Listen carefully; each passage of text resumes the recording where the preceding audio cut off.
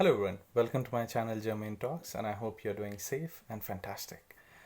Today I have come up with this topic of termination contracts, a very well-known, widely discussed topic, but there is often few rocks which are hidden beneath, so I'll try to bring that out for you, and I hope you like it. So let's get started. Well, termination. Termination is a provision in any contract which excuses both the parties, it breaks free from all the contractual liabilities towards each other and sets them free. Simple.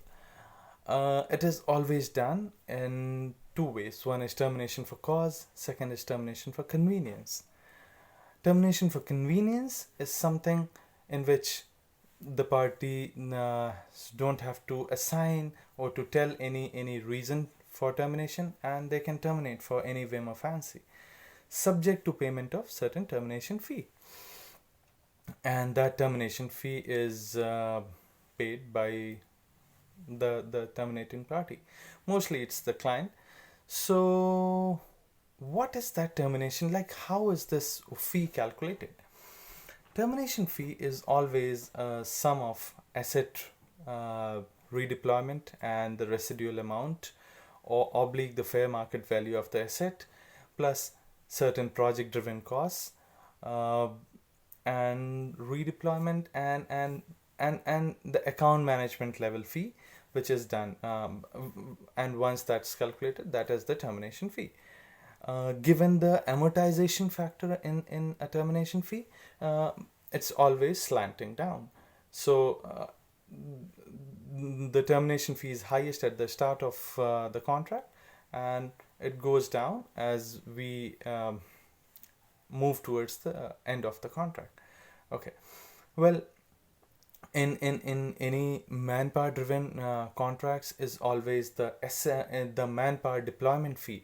Firstly, either the staff is sent to another project, or their contracts are ended, so they are made certain payments.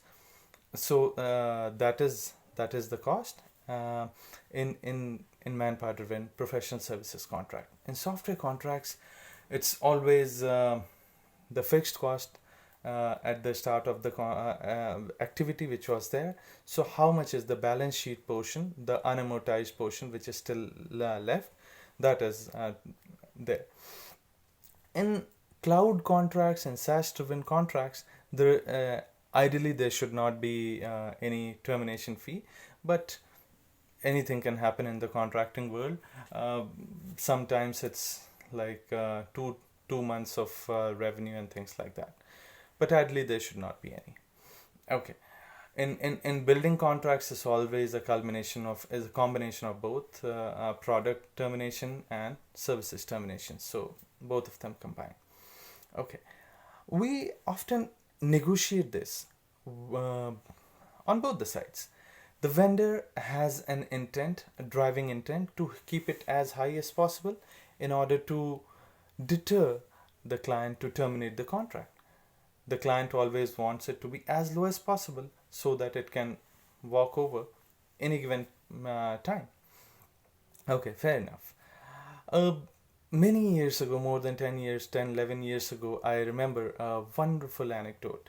I was working on a contract, and there was a huge termination fee. It was it was quite a contentious point. And I went to my manager, and he's like, "Do you have a minimum volume commitment in the contract?" And I was like, fresh from the B school, and I'm like, "What is he talking, man? How is termination linked to minimum volume commitment?" But anyway, I went and I checked. I said, "Well, there isn't any minimum volume commitment."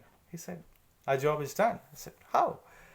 He said, "If there is no minimum volume commitment in the contract, that means we can go ahead and almost terminate the contract at any given point of time. We are ordering 100 units of any product, or 1 million units of any product. We can just be 1 inch above the ground, and it's de facto terminated. Not de jure, but definitely de facto." That thing kind of stuck in my mind, and it was such an amazing thing how these two distantly placed clauses are so interconnected to each other. So without minimum volume commitment, termination for convenience is toothless. So I still remember that. Okay, so this was termination for convenience. Now coming to termination for cause. But this is one of the most interesting things I've ever seen in contracting life.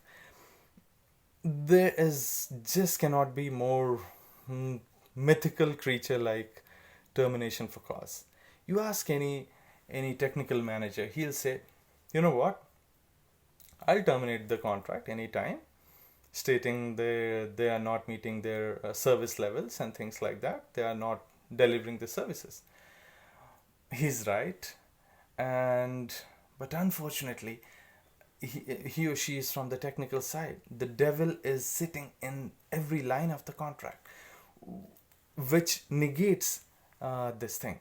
So the moment the client will say, you are not meeting your performance levels, this is a valid reason to terminate.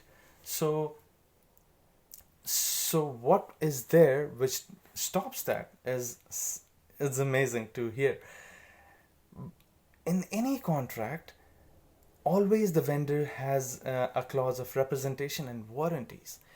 It always says the vendor makes no representations and extends no warranties, implied or explicit, of any kind, that this product will be defect free. Wow. This product, the manufacturer makes no warranty and claims that this will meet its intended purpose. Wow. Every line of this, every line of representation and warranties, which is a clause which is seemingly so much hidden inside the contractual fine print. This is like the pinnacle of contractual fine print. It's hidden into those lines.